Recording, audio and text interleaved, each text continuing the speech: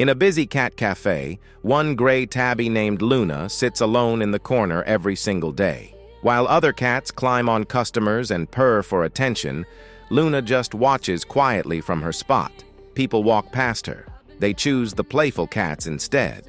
But the cafe owner noticed something beautiful. Every time someone enters feeling anxious or overwhelmed, they naturally drift toward Luna's quiet corner. They sit beside her in comfortable silence, finding peace in her calm presence. Luna wasn't being rejected. She was being exactly what those hurting hearts needed most. Sometimes the greatest gift isn't seeking attention, but offering quiet understanding.